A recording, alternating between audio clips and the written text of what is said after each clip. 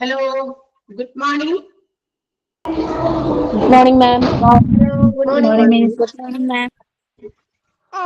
Good morning, ma'am. Good morning. Ma'am. വാവയ്ക്കല്ലോ വാവയ്ക്കുണ്ടല്ലോ class കൂടാൻ വന്നതാണോ വാവ? വാവ ഇപ്പൊ മടിയില്ല മിസ്സേ.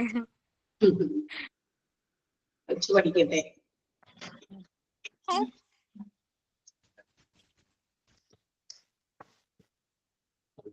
Okay. So how are you all? ഓരോ ദിവസമായി കണ്ടിട്ടുള്ളത് പോലെ തോന്നുന്നു. Going well, ma'am. Going well. കുറെ ദിവസമായി ഇതുപോലെ കണ്ടിട്ട് തോന്നുന്നു. മീൻസ് കഴിഞ്ഞ മൺഡേയിലാണ് നമ്മൾ വന്നത് അല്ലേ? കഴിഞ്ഞ മൺഡേയില് വന്നതുകൊണ്ട് എന്റെ തേഴ്സ്ഡേയിലെ ക്ലാസ് എനിക്ക് കിട്ടിയില്ല. മിസ്സിന് പകരം അങ്ങോട്ടും ഇങ്ങോട്ടും നമ്മൾ എക്സ്ചേഞ്ച് ചെയ്തു. അപ്പൊ അതുകൊണ്ട് മൺഡേ വന്നിട്ട് പോയതാ. അത് കഴിഞ്ഞ് പിന്നെ തേഴ്സ്ഡേ ഇല്ല. പിന്നെ അടുത്ത മൺഡേ എന്താ പറയാ നമുക്ക് വീണ്ടും മാറിയില്ല. വീണ്ടും തേഴ്സ്ഡേയിലാണ് വന്നത്. അപ്പൊ അത്രയും ലോങ് ഡിസ്റ്റൻസ് പോലെ എനിക്ക് തോന്നുന്നു. നിങ്ങളെ കണ്ടിട്ട് കുറെ ദിവസമായ പോലെ തോന്നുന്നു.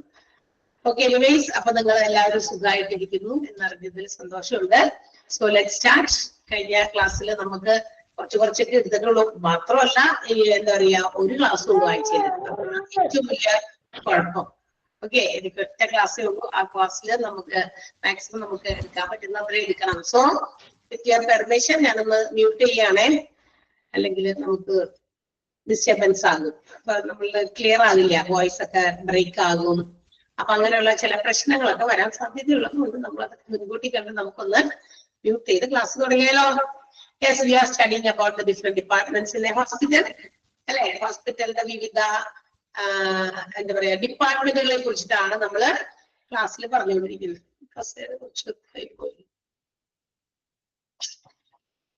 വേണ്ട, കുഴപ്പമില്ല. ഓക്കെ, നിങ്ങൾക്ക് എന്നെ കാണാൻ പറ്റുന്നുണ്ടല്ലോ അല്ലേ? കസ്റ്റർ ചെറുതായി പോകിയ പോലെ തോന്നുന്നത്. ആരാണോ ഇങ്ങനെ ആക്കിയത്? കാണാനല്ലേ?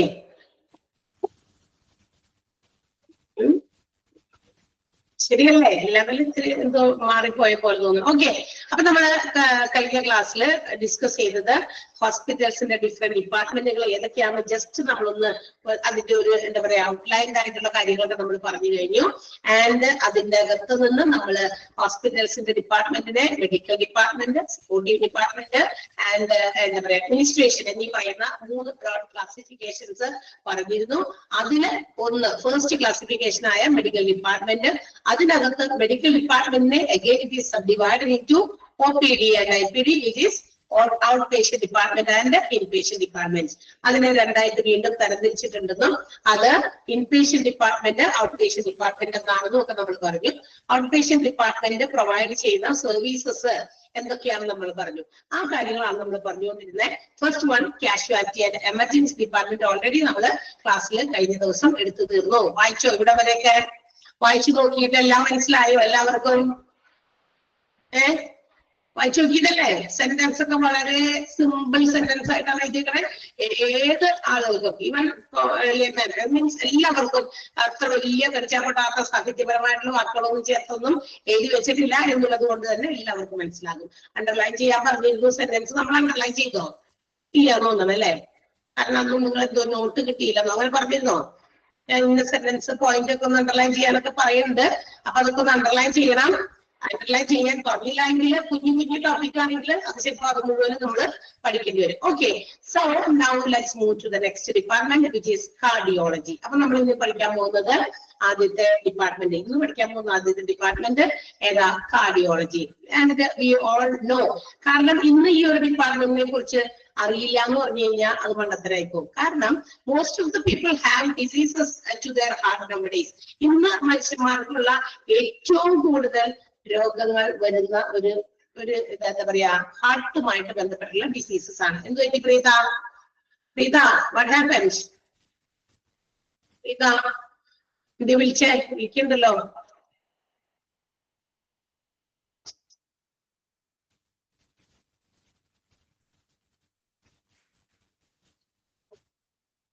എന്താ അത്?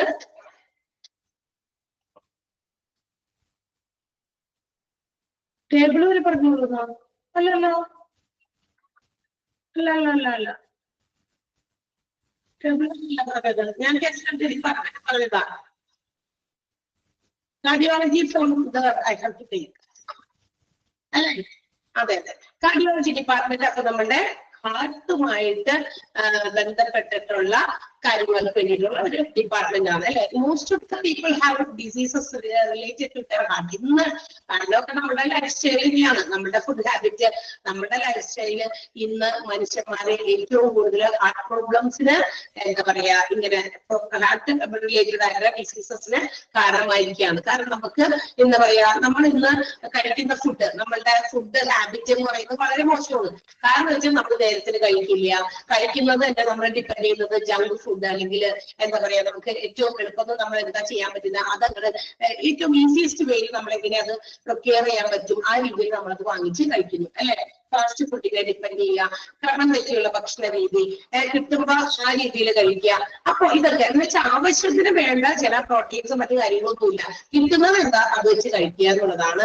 അതുപോലെ തന്നെ നമ്മൾ അതിൽ നിന്ന് നമുക്ക് ഉണ്ടാകുന്ന നമ്മൾ എടുക്കുന്ന കലോറീസ് എത്ര ബേൺ ചെയ്ത് കളയുന്നു അതും നമുക്കില്ല. കാരണം ഇത് നമുക്ക് ആവശ്യത്തിന് എന്താ പറയാ ഫിസിക്കൽ ആയിട്ടുള്ള ടാസ്കുകൾ ചെയ്യൽ കുറവാണ്. കൂടുതലും ആളുകൾ പല രീതിയിലുള്ള ഇപ്പൊ വൈറ്റ് കോളർ ജോബ്, അതിന്റെ സാലറി ഒക്കെ കീഴിലിരുന്നിട്ട് ജോലി ചെയ്യുന്നു. അപ്പൊ അങ്ങനെ ഫിസിക്കൽ എനർജി അല്ലെങ്കിൽ physical burning of our energy നടക്കുന്നില്ല. അപ്പൊ അതുകൊണ്ട് തന്നെ കൂടുതൽ എന്താ പറയാ ഹാർട്ട് റിലേറ്റഡ് ആയിട്ടുള്ള ഇഷ്യൂസ് ഇന്ന് ഫേസ് ചെയ്യുന്നവരാണ് കൂടുതലും. എവിടെയൊക്കെ തിരിഞ്ഞാൽ നമ്മൾ പെട്ടെന്ന് ആളുകൾ ഇങ്ങനെ എന്താ പറയാ ഹാർട്ട് അറ്റാക്ക് കൊണ്ട് മരിക്കുന്നു അല്ലെ. ഇന്നലെ വളരെ എനർജറ്റിക് ആയിട്ട് കണ്ട ആളുകളെ നമുക്ക് ഇന്ന് കാണാൻ പറ്റുന്നില്ല, അല്ലെങ്കിൽ തൊട്ടടുത്ത വിഷമമൊക്കെ ഇല്ല എന്നുള്ള ആ ഒരു ഇതിലേക്ക് വരുന്നു. സോ അങ്ങനെയുള്ള ഒരുപാട് കാര്യങ്ങളൊക്കെ ഉണ്ട്. അപ്പൊ ഈ department cardiology department is the department which indicates or which deals with the problems of human heart or circulation. നമുക്കറിയാം ഹ്യൂമൻ ഹാർട്ടിലേക്കുള്ള ബ്ലഡ് സർക്കുലേഷൻ ഇതുമായി ബന്ധപ്പെട്ടിട്ടുള്ള കാര്യങ്ങൾക്കുള്ള ഒരു ഡിപ്പാർട്ട്മെന്റ്, അല്ലെങ്കിൽ അതിന് വേണ്ടിയിട്ട് എന്താ പറയാ ട്രീറ്റ്മെന്റുകളൊക്കെ പ്രൊവൈഡ് ചെയ്യുന്ന ഒരു ഡിപ്പാർട്ട്മെന്റ് ആണ് കാർഡിയോളജി ഡിപ്പാർട്ട്മെന്റ്.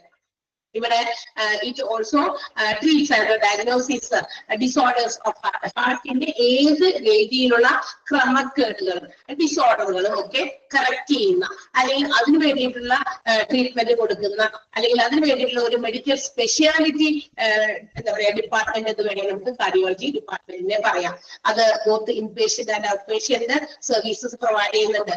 കിടന്ന് ചികിത്സിക്കുന്നവർക്ക് മാത്രമല്ല ഹാർട്ട് റിലേറ്റഡ് ആയിട്ടുള്ള പ്രോബ്ലംസിന് ചികിത്സിക്കുന്നത്.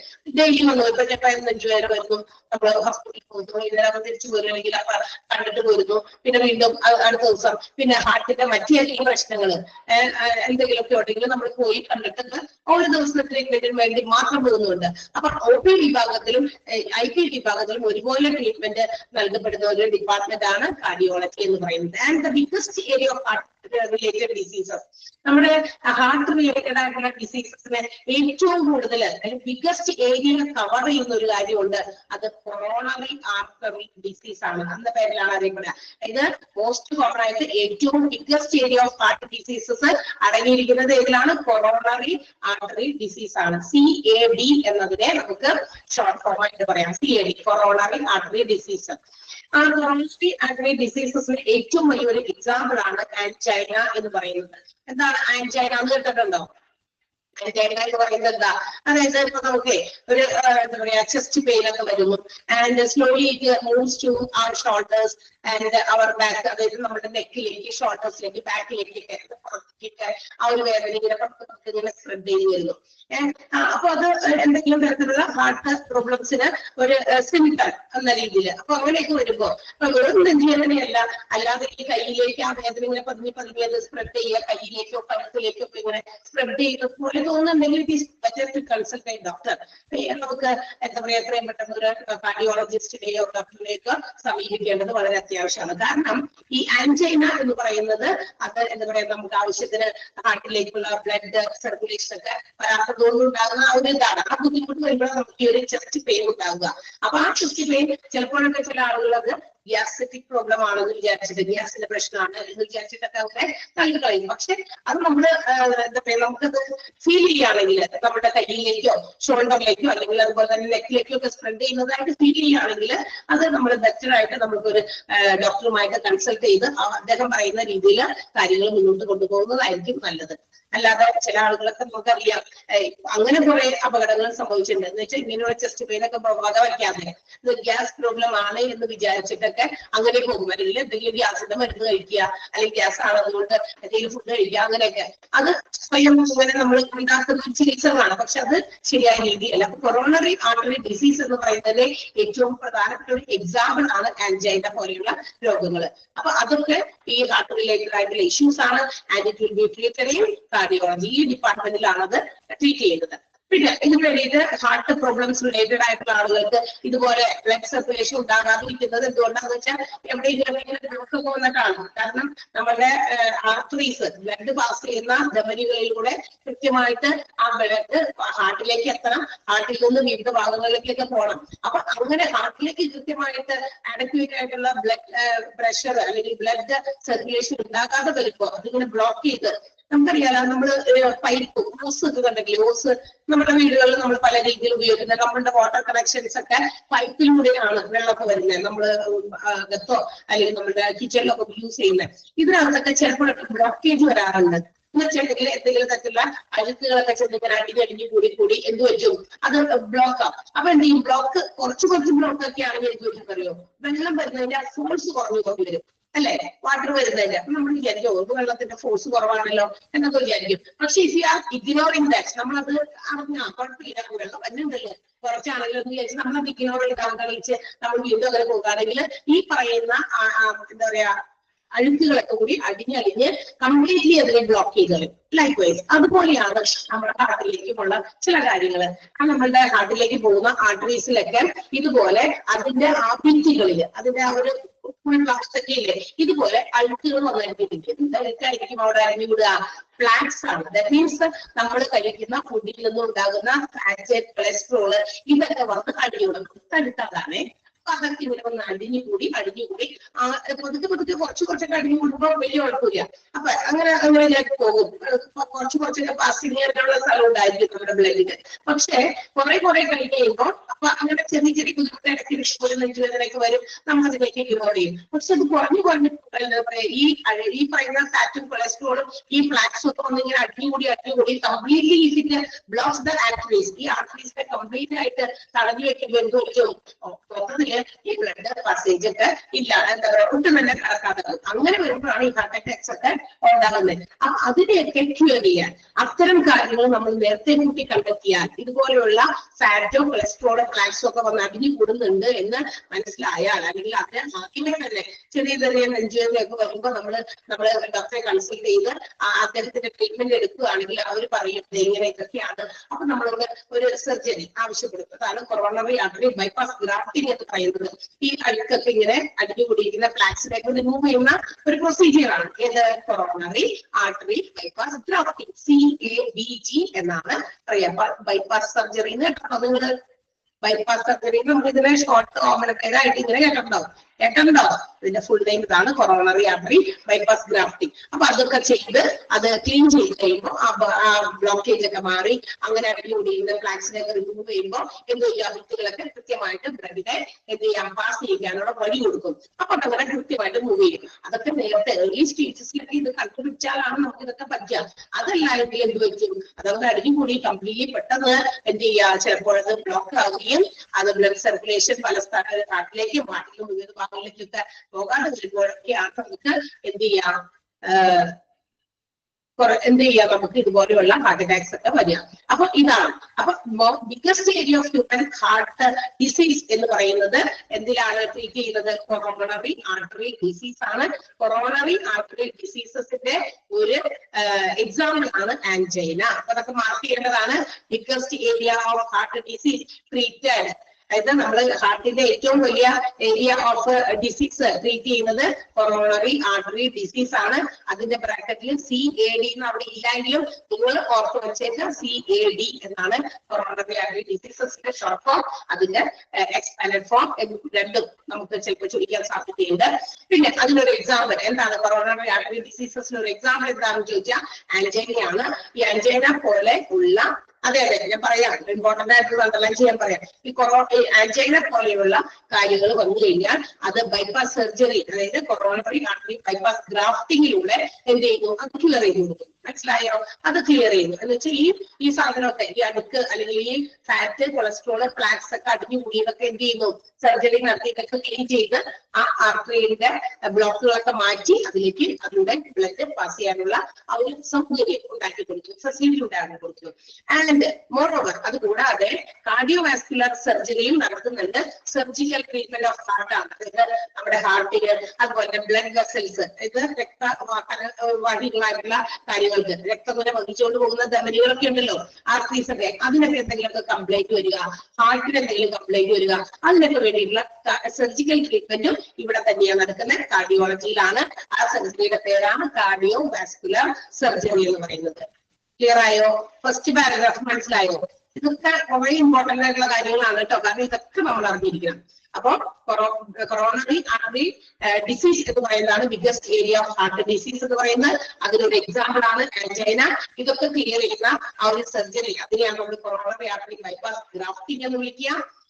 കാർഡിയോവാസ്കുലർ സർജറി എന്ന് പറയുന്നത് surgical treatment of heart and blood vessels. രക്തക്കുഴലുകൾക്കും അതുപോലെ ഹാർട്ടുകൾക്കും ഉണ്ടാകുന്ന പല രീതിയിലുള്ള സർജറീസും നടക്കുന്ന ഒരു ഏരിയ, അത് കാർഡിയോവാസ്കുലർ സർജറി എന്ന പേരിൽ അറിയപ്പെടുന്നു. ക്ലിയർ ആയോ? ക്ലിയർ ആയോ? ഇതൊക്കെ കേൾക്കുമ്പോൾ വായിക്കുമ്പോൾ തന്നെ ഈ പറഞ്ഞ കാര്യം ഓർമ്മ വേണം, കാരണം അത് നമ്മൾ ഓർത്തെടുത്ത് പഠിക്കേണ്ടതാണ്.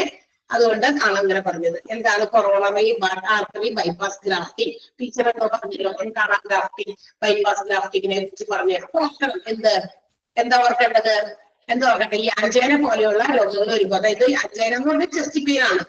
ആ ചെസ്റ്റ് പെയിൻ എങ്ങനെ അത് സ്പ്രെഡ് ചെയ്ത് ഇങ്ങോട്ടേക്ക് ഷോൾഡറിലേക്ക്, നെക്കിലേക്ക് സ്പ്രെഡ് ചെയ്യുന്നുണ്ടെങ്കിൽ തീർച്ചയായിട്ടും we have to consult a ഡോക്ടറെ കൺസൾട്ട് ചെയ്യണം. കാരണം അത് ഇതുപോലെയുള്ള നമ്മളുടെ ബ്ലഡ് വെസൽ, അതായത് നമ്മുടെ ഈ ആർട്ടറി, ബ്ലഡ് കൊണ്ടുപോകേണ്ട ആർട്ടറി, എവിടേക്ക് ഹാർട്ടിലേക്ക് കൊണ്ടുപോകേണ്ട ആർട്ടറിയില് പല രീതിയിലുള്ള തടസ്സങ്ങൾ നേരിടുന്നതുകൊണ്ട് ബ്ലഡ് അങ്ങോട്ടേക്ക് കൃത്യമായ രീതിയിൽ ഒഴുകുന്നില്ല. അതിന്റെ ഫ്ലോ, ആ ഒഴുക്ക് തടസ്സപ്പെടാനുള്ള കാരണം അതിലെന്തെങ്കിലും ബ്ലോക്ക് വന്നതുകൊണ്ടാണ്. ആ ബ്ലോക്കുകൾ വരുന്നത് എന്തിന്റെ കാരണങ്ങൾ കൊണ്ടാണ്? നമ്മൾ കഴിക്കുന്ന ഫുഡിൽ നിന്നുള്ള കൊളസ്ട്രോള്, ഫാറ്റ്, ഇങ്ങനെ പ്ലാക്സ് പോലെ ഇങ്ങനെ വന്ന അടിഞ്ഞു കൂടി. പ്ലാക്സ് എന്ന് പറഞ്ഞാൽ എന്താ? രണ്ട് രീതിയിലുള്ള പ്ലാക്സ് ഉണ്ട് കേട്ടോ. എന്താ? ഒന്ന് നമ്മുടെ എന്താ പറയാ കിഡ്നിയിൽ ഉണ്ടാകുന്ന പ്ലാക്സ് കണ്ടിട്ടുണ്ടോ? ചില കൊച്ചുകുട്ടികളിലൊക്കെ കാണുള്ളത്. ബ്രഷ് ഒക്കെ നന്നായി ചെയ്യാതിരിക്കുമ്പോ അതിന്റെ ഉള്ളില്, പല്ലിന്റെ ഉൾഭാഗത്തായിട്ട് ഒരു തരം ചെറിയ യെല്ലോയിഷ് കളർ ആയിട്ടുള്ള ഒരു പെയിൻ യെല്ലോ കളറിൽ ഒരു സബ്സ്റ്റൻസ് വന്ന് ഇങ്ങനെ അടിഞ്ഞു കൂടി കത്തി പിടിക്കും. നോട്ട് ചെയ്തിട്ടുണ്ടോ എന്ന് എനിക്കറിയില്ല. എന്തായാലും അങ്ങനത്തെ ഒരു സാധനമാണ്. അത് നമ്മുടെ ഡെന്റിസ്റ്റിന്റെ അടുത്ത് കൊണ്ടുപോയി കഴിഞ്ഞാൽ ടീത്തൊക്കെ ക്ലീൻ ചെയ്യുമ്പോൾ അത് കാണാൻ സാധിക്കും. അവർ കാണിച്ചിട്ട് ഇങ്ങനെ അവർക്ക് ഇങ്ങനെ എന്താ പറയാ സാധനം വെച്ചിട്ട് അവര് ഇങ്ങനെ സ്ക്രബ് ചെയ്ത് ഇങ്ങനെ കളയും ആ മെഷീൻ വെച്ചിട്ട്. ഓക്കെ, അതിങ്ങനെ പൊടിഞ്ഞു പോയിരുന്നു. അത് ഇങ്ങനെ വെറുതെ അടിഞ്ഞു കൊടുക്കുന്നത് എന്തുകൊണ്ടാണ്? പ്രോപ്പർ ആയിട്ടുള്ള ബ്രഷിംഗ് രീതി അല്ലാത്തത് കൊണ്ടാണ്. അപ്പൊ ചില കുട്ടികളിൽ അതൊരു തരം പ്ലാക്ക് ആണ്. പക്ഷെ ഇത് നമ്മുടെ ആർട്ടറീസിന്റെ ഭിത്തിയിൽ ഉണ്ടാകുന്ന പ്ലാക്സ് ആണ്. അതിന്റെ ഇന്നർ ലെയറിൽ, ആ ബോളിന്റെ ഇന്നർ ഭാഗത്തിൽ ഒരു പള്ളാന്ന് വിചാരിക്കുക നമ്മുടെ ബ്ലഡ് വഹിക്കുന്ന. അപ്പൊ ഇതിന്റെ ഈ ഉൾഭാഗത്തുള്ള ഭിത്തിയിൽ മുഴുവൻ ഇതുപോലെ നമ്മൾ കഴിക്കുന്ന ഫുഡിന്റെ കൊളസ്ട്രോള്, അമിതമായിട്ടുള്ള കൊളസ്ട്രോളും ഫാറ്റൊക്കെ ഉണ്ടെങ്കിൽ ഇതൊക്കെ വന്ന് ഇവിടെ ഇങ്ങനെ അടിഞ്ഞുകൂടി ഇരിക്കും. അതുകൊണ്ടാണ് നമ്മളോട് പറയുന്നത്, നമ്മൾ ഇങ്ങനെ ഫുഡൊക്കെ കഴിക്കുമ്പോൾ ഇത്രയും കലോറീസ് ഒക്കെ നമ്മൾ ഇൻടേക്ക് ചെയ്യുകയാണെങ്കിൽ ഇച്ചിരി എക്സസൈസ്, വലിയ വാക്കിംഗ്, നടക്കാം, ഇതൊക്കെ ആവശ്യമുണ്ടെന്ന് പറയുന്നത്. കാരണം അതൊക്കെ ഈ ഫാറ്റിനെയും കൊളസ്ട്രോളിനെയൊക്കെ ബേൺ ചെയ്ത് കളയും. അപ്പൊ അങ്ങനെയൊക്കെ പോയിക്കോളും. അതല്ലെങ്കിൽ ഇപ്പൊ നമ്മുടെ ഉള്ളിൽ ഇങ്ങനെ അടിഞ്ഞെങ്കിലും കൊടുക്കും. അത് കൂടുതലും അടിഞ്ഞു കൊടുക്കുന്ന ഇത്തരം ആർട്ടിസ്റ്റിന്റെ ഭിത്തിയിലായിരിക്കും. അതിങ്ങനെ അടിഞ്ഞുകൂടി വരുമ്പോൾ പറ്റും. ഇതുപോലെയുള്ള അഴുക്ക് അടിഞ്ഞുകൂടി എന്ത് പറ്റും? അവിടെ എന്തെങ്കിലും സാധനത്തിന് പോകാനുള്ള വഴി തടസ്സപ്പെടും. ബ്ലഡാണ് സർക്കുലേറ്റ് ചെയ്യുന്നത് ഹാർട്ടിലേക്ക്, which is the main part of body. അല്ലെ, നമ്മുടെ ശരീരത്തിന്റെ ഏറ്റവും പ്രധാനപ്പെട്ട ഫംഗ്ഷനിങ് ഉള്ള ഒരു അവയവമാണ്. അത് പിഴച്ചു പോയാൽ പിന്നെ ഒക്കെ തീർന്നു. അപ്പൊ അവിടേക്കുള്ള ബ്ലഡ് സർക്കുലേഷനെ തടസ്സപ്പെടുത്തുന്ന രീതിയിൽ ഈ ഫാറ്റ്സ് കൊളസ്ട്രോളും ഫ്ലാക്സിഡ് രൂപത്തിൽ ഇങ്ങനെ വന്ന് കട്ടിപ്പിടിച്ചിരിക്കും. അത് നമ്മൾ അവഗണിക്കുമ്പോൾ ആ കട്ടിപ്പിടിക്കുന്നതൊക്കെ ഒരു കുറച്ച് സ്റ്റേജസ് കഴിയുമ്പോൾ നമുക്ക് ബ്ലഡ് ഇങ്ങനെ പാസ് ചെയ്യാനുള്ള ആ ഒരു ഫ്ലോ കുറയും. അതിന്റെ ആ ഒരു ഫ്ലോന്റെ ആ ഒരു എന്താ പറയാ, ഇത് ഒഴുക്ക് അത് കുറയുമ്പോ ആണ് ഈ നെഞ്ചുവേദന പോലെ അനുഭവപ്പെടുന്നത്. അപ്പൊ നമുക്ക് ഇമ്മീഡിയറ്റ് ആയിട്ട് ഡോക്ടറെ കൺസൾട്ട് ചെയ്തിട്ട് കാണിക്കുകയാണെങ്കിൽ നമുക്ക് ചെക്കപ്പിലൂടെ മനസ്സിലാക്കാൻ സാധിക്കും ഇങ്ങനെ പ്രശ്നം ഉണ്ടെന്നും. And they will go for coronary artery bypass grafting. അപ്പൊ അത് സജസ്റ്റ് ചെയ്യും ഇത് ചെയ്യണം അല്ലെങ്കിൽ പ്രശ്നമാണ്. അപ്പൊ ആ ബൈപ്പാസ് ഗ്രാഫ്റ്റിംഗിലൂടെ അത് ക്ലിയർ ചെയ്ത് അതൊക്കെ ഇങ്ങനെ കളഞ്ഞ് കഴിയുമ്പോൾ ആ ഫ്ലോ അത് കറക്റ്റ് ആയിട്ട് ബ്ലഡ് സർക്കുലേറ്റ് ചെയ്യുകയും ഇത്തരം രോഗങ്ങളിൽ നമുക്ക് തടയാൻ പറ്റും. ഇനി കൊറോണറി വാസ്കുലർ സർജറി എന്ന് പറയുന്നത് ഹാർട്ടിന്റെ പ്രോബ്ലംസിന് എന്തെങ്കിലും തരത്തിലുള്ള ഓപ്പറേഷൻസ് നടത്തണം, അല്ലെങ്കിൽ ബ്ലഡ് വെസൽസിന് നമ്മുടെ രക്തക്കുഴലുകൾക്കൊക്കെ എന്തെങ്കിലും ബുദ്ധിമുട്ടുകളൊന്നും ബ്ലഡ് വെസൽസിന് എന്തെങ്കിലും ബുദ്ധിമുട്ട് വന്നാൽ അതൊക്കെ ഓപ്പറേറ്റ് ചെയ്ത് സർജറി ചെയ്യുന്നതിനെയാണ് എന്താ പറയാ കാർഡിയോ വാസ്കുലർ സർജറി എന്ന പേരിൽ അറിയപ്പെടുന്നത്. ക്ലിയർ ആയോ? കൂടാതെ കാർഡിയാക് സർജറി, ഹാർട്ടിന്റെ surgery, like bypass surgery, valve repairs, നമ്മുടെ വാൽവുകൾക്ക് ഉണ്ടാകുന്ന പോരായ്മകൾ, എന്തെങ്കിലും മെയിൻ്റനൻസ് ഉണ്ടാവുമല്ലോ. മനുഷ്യ ശരീരം ഒരു മെഷീനറിയാണ്, അതിന്റെ അകത്ത് ഒരുപാട് അവയവങ്ങളുണ്ട്. ഹാർട്ടിനെ ബന്ധിപ്പിക്കുന്ന, ഹാർട്ടിലേക്ക് ബ്ലഡിനെ വഹിച്ചുകൊണ്ട് പോകുന്നതിനൊക്കെ സഹായിക്കുന്ന ഒരുപാട് വാൽവ്സ് ഉണ്ട്. ഇതിനൊക്കെ എന്തെങ്കിലും റിപ്പയർമെന്റുകൾ, വാൽവ് റീപ്ലേസ്മെന്റും ഇന്ന് നടക്കുന്നുണ്ട്. നമ്മുടെ വാൽവ് പ്രോപ്പറായിട്ട് ഫംഗ്ഷൻ ചെയ്യുന്നില്ലെങ്കിൽ there is an opportunity for replacing the valve. ഈ വാൽവുകളെ റീപ്ലേസ് ചെയ്യാനുള്ള സാധ്യതകളൊക്കെ ഇന്നുണ്ട്. അതിനുള്ള സാങ്കേതിക വിദ്യയൊക്കെ മനുഷ്യൻ കണ്ടുപിടിച്ചു കഴിഞ്ഞു. അപ്പൊ അങ്ങനെയുള്ളത്. പിന്നെ മാത്രമല്ല സർജറി ഫോർ കോൺജനിറ്റൽ ഡിഫക്ട്സ്. എന്താ കോൺജനിറ്റൽ ഡിഫക്ട്സ് എന്ന് പറഞ്ഞു കഴിഞ്ഞാൽ ജന്മന കിട്ടുന്ന ചില ബൈ ബർത്ത് നമുക്ക് ചില ഡിഫക്ട് ഹാർട്ടുമായിട്ട് ഉണ്ടാകും. ജനിച്ചപ്പോഴേ ആ കുട്ടിക്ക് ഹാർട്ടിന് എന്തോ കംപ്ലൈന്റ് ഉണ്ട്. കേട്ടിട്ടുണ്ടോ അങ്ങനെ പറയുന്നത്? ഉണ്ടോ? നിങ്ങൾ കേട്ടിട്ടുണ്ടോ? കുറച്ച് നമ്മള് ലാഘാകാൻ പാടില്ല കേട്ടോ. സച്ച് എ ബിഗ് ചാപ്റ്റർ ആണ്. മാത്രമല്ല സച്ച് ആൻ ഇമ്പോർട്ടന്റ് ചാപ്റ്റർ ആണ്. എല്ലാ ഹോസ്പിറ്റലിലെ എല്ലാ ഡിപ്പാർട്ട്മെന്റിനെയും കുറിച്ച് പ്രതിപാദിക്കുന്നതുമാണ്. മാത്രമല്ല എനിക്കൊരു ക്ലാസ് കൂടെ ആഴ്ചയിൽ, അതുകൊണ്ട് സമയം കുറച്ച് അധികം എടുക്കേണ്ടതുമാണ്. ഓക്കെ, ക്ലിയർ ആയോ പറയുന്നത്? മനസ്സിലാകുന്നുണ്ടോ? വേഗം പറയും. ഓക്കെ ആണ്. യെസ്. അപ്പൊ ഇങ്ങനെയുള്ള കാര്യങ്ങൾ, ഈ കോൺജനിറ്റൽ ഡിഫക്ട്സ് വെറുതെ ഇവിടെ മലയാളത്തിലേക്ക് വെച്ചോട്ടോ. എന്താ പറയാ, ജന്മനെ ഉണ്ടാകുന്ന ഹാർട്ട് പ്രോബ്ലംസ് മാത്രമല്ല ജന്മനെ ഉള്ള എന്ത് രോഗങ്ങളും ഇതൊക്കെ കാർഡിയോളജിയിൽ പറയുമ്പോൾ ഹാർട്ടിന്റെ റിലേറ്റഡ് ആയിട്ടുള്ള പ്രശ്നങ്ങൾ ജന്മനെ ഉണ്ടെങ്കിൽ അത് അങ്ങനെയുള്ള എല്ലാ കാര്യങ്ങളും ബ്ലഡ് വെസൽസ് അതിനൊക്കെ വേണ്ടിയിട്ട് കാർഡിയാക് സർജറിയും ഈ പറയുന്ന ഡിപ്പാർട്ട്മെന്റിൽ തന്നെയാണ് നടത്തുന്നത്. Cardiac surgery which involves, cardiac സർജറിയിൽ എന്തൊക്കെ ഉൾപ്പെടുന്നു? ഏതൊക്കെയാ? ബൈപ്പാസ് സർജറി ഉണ്ട്, വാൽവ് റിപ്പയർ, വാൽവ് റീപ്ലേസ്മെന്റ്, പിന്നെ സർജറി ഫോർ കോൺജനിറ്റൽ ഡിഫക്ട്സ് ജന്മന ഉണ്ടാകുന്ന, പിന്നെ വാസ്കുലർ അതായത് വാസ്കുലർ ഡിലീസ്, മാത്രമല്ല ബ്ലഡ് വെസൽസിൽ ഉണ്ടാകുന്ന കാര്യങ്ങൾക്കൊക്കെ വേണ്ടിയിട്ട് ഈ ഒരു ഡിപ്പാർട്ട്മെന്റ് ആണ് നമുക്ക് ഉപയോഗിക്കുക, അല്ലെങ്കിൽ ഈ ഡിപ്പാർട്ട്മെന്റിലാണ് നമ്മൾ പോകേണ്ടത്. ആൻഡ് കൂടാതെ പേസ് മേക്കർ ഇംപ്ലിമെന്റേഷൻസും നടക്കുന്നുണ്ട്. അതുപോലെ തന്നെ treatment for myocardial infarction. What you mean by myocardial infarction? എന്താ കേട്ടോ? മയോകാർഡിയൽ ഇൻഫാക്ഷൻ കേട്ടിട്ടുണ്ടോ ആരെങ്കിലും? മയോകാർഡിയൽ ഇൻഫാക്ഷൻ കേട്ടിട്ടുണ്ടോ? What you mean by that? എന്താണ്? Can you tell? ചെയ്യാമോ? കേട്ടിട്ടില്ല? കേട്ടിട്ടുണ്ട്? കേട്ടിട്ടുള്ള ആൾ പറയാമോ? Ardra Samson. Ardra Samson. What is it? Ardra. Myocardial infarction ആരെങ്കിലും കേട്ടോ? ഒരാൾ പറയും. നിങ്ങളിവിടെ എല്ലാവരും ഇത് അറ്റൻറ്റീവായിട്ട് കേൾക്കുന്നത് കൊണ്ട് ഉറപ്പിക്കാതെ ഇടയ്ക്കൊന്ന് ചോദിക്കണം. വേഗം ഒന്ന് ടൈപ്പ് ചെയ്യാം. എസോ ഓക്കെയോ നോയോ എന്തെങ്കിലുമൊക്കെ ചെയ്യാം. ഓക്കെ, കേട്ടിട്ടില്ല? ടൈപ്പ് ചെയ്തുകൊണ്ടിരിക്കുകയാണോ എന്നാവോ? Okay, so we are not going to waste time. Pacemaker implementation എന്താണത്? എന്താണത്? Pace maker implementation. അത് കേട്ടിട്ടുണ്ടോ? അതായത് നമ്മളുടെ ഹാർട്ട് ബീറ്റ് ഒക്കെ നമുക്കൊരു നോർമൽ ഹാർട്ട് ബീറ്റ് ഉണ്ടല്ലോ. അപ്പൊ ചില ആളുകളിൽ എന്താണെന്ന് അറിയോ, ഇതുപോലുള്ള ഹാർട്ട് ഡിസീസസ് ഒക്കെ ഉണ്ടാകുന്ന ആളുകൾക്ക് ചില ഈ നമ്മുടെ ഈ ഹാർട്ട് ബീറ്റ് കുറച്ചിങ്ങനെ താഴ്ന്നു പോകും, താഴേക്ക് പോകും, ഡൗൺ ആയി പോകും. So to regulate or to control or to make them up, അതായത് ഹാർട്ട് റേറ്റിനെ നമുക്ക് കറക്റ്റ് ലെവലിലേക്ക് കൊണ്ടുവരാൻ ഉപയോഗിക്കുന്ന ഒരു ചെറിയ ഇൻസ്ട്രുമെന്റ് ആണ് പേസ് മേക്കർ. ഈ പേസ് മേക്കർ വെച്ചിരിക്കുന്ന ഒരുപാട് ആൾക്കാർ നമ്മുടെ ചുറ്റും ഇപ്പൊ ഇത് വെച്ചുകൊണ്ട് സ്ഥാപിച്ചുകൊണ്ട് ഇൻസ്റ്റാൾ ചെയ്തുകൊണ്ട് ജീവിക്കുന്നുണ്ടോ. ഹാർട്ടിന്റെ ഇതുപോലുള്ള പ്രശ്നങ്ങളൊക്കെ ഉള്ളത്. ഈ ഹാർട്ട് റേറ്റ് കുറച്ച് താഴ്ന്നു പോകുന്ന ആളുകൾ ഇതിങ്ങനെ ഡോക്ടർ കൺസൾട്ട് ചെയ്യുമ്പോൾ അവർക്ക് ഇങ്ങനെ ഇടയ്ക്കിടയ്ക്ക് ഡൗൺ ആയി പോകുന്നത് അവർ കണ്ടെത്തിയാൽ അവരുടെ ഫൈൻഡിങ്സിൽ ഡോക്ടേഴ്സ് ടെസ്റ്റ് ഒക്കെ ചെയ്ത് അല്ലെങ്കിൽ പരിശോധന ഡയഗ്നോസിസ് ചെയ്ത് കഴിയുമ്പോൾ they can understand. അപ്പൊ അതിന്റെ കാരണങ്ങൾ മനസ്സിലാക്കി ഇൻസ്റ്റാൾ അല്ലെങ്കിൽ ഡോക്ടേഴ്സ് സജസ്റ്റ് ചെയ്യും പേസ് മേക്കർ ഇൻസ്റ്റാൾ ചെയ്യാനായിട്ട്. ചെറിയ ബാറ്ററിയിൽ പ്രവർത്തിക്കുന്ന ഒരു ചെറിയ ഡിവൈസ് ആണ് which is placed under the skin. നമ്മുടെ ഈ നെക്കിന്റെ താഴെയുള്ള ഒരു സ്കിന്നെ ഓപ്പൺ ചെയ്തിട്ട് അതിന്റെ അടിയിലാണ് ഇതിനെ സ്ഥാപിക്കുക ഈ പേസ് മേക്കർ.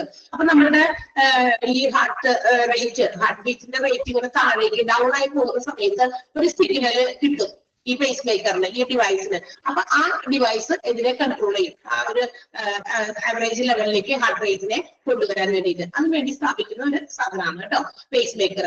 അപ്പൊ അതിന്റെ ട്രീറ്റ്മെന്റ്, അത് ഇംപ്ലാന്റ് ചെയ്യാന്ന് പറഞ്ഞാൽ അത് സ്ഥാപിക്കുക, അതിന്റെ ട്രീറ്റ്മെന്റ്. പിന്നെ മാത്രമല്ല treatment for myocardial heart attacks ആണ് കേട്ടോ. മയോകാർഡിയൽ ഇൻഫെക്ഷൻ മീൻസ് എന്താ പറയാ ഹാർട്ട് അറ്റാക്ക് എന്നാണ് ഇതിന്റെ അർത്ഥം. നമ്മൾ ഹാർട്ട് അറ്റാക്ക് എന്ന് വിളിക്കും മെഡിക്കൽ ടെർമിനോളജിയിൽ. അതായത് ഹോസ്പിറ്റൽസിലെ ഡോക്ടേഴ്സും അവർ മറ്റു കാര്യങ്ങളൊക്കെ അങ്ങോട്ടും ഇങ്ങോട്ടൊക്കെ കമ്മ്യൂണിക്കേറ്റ് ചെയ്യുമ്പോൾ they use the word myocardial infarction. Heart അറ്റാക്കിന് പകരം അവർ അതാണ് ഉപയോഗിക്കുക.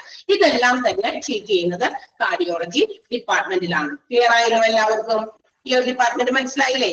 സോ ലെറ്റ്സ് അണ്ടർലൈൻ, വേഗം തന്നെ അണ്ടർലൈൻ ചെയ്യണം.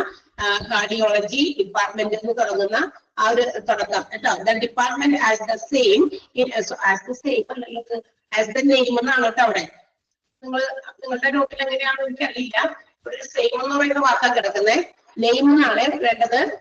Name. The department as the name indicates deals with the problems of human heart and circulation.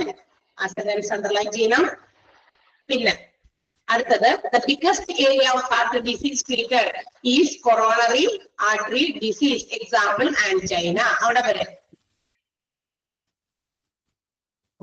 angina മറ്റതും പഠിക്കോട്ടാ. coronary artery bypass ഗ്രാഫി അത് full underline ചെയ്യാം. അത്രയും വരെ ഓക്കെ.